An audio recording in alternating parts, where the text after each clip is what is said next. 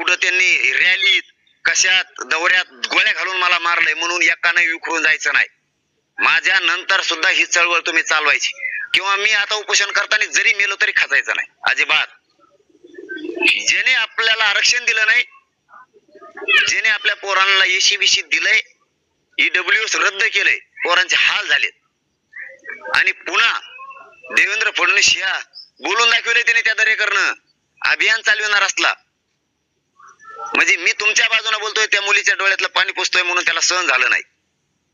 म्हणून त्याचा तळपापड झालाय की ह्यो खरं दाखवायला लागला लोकांना.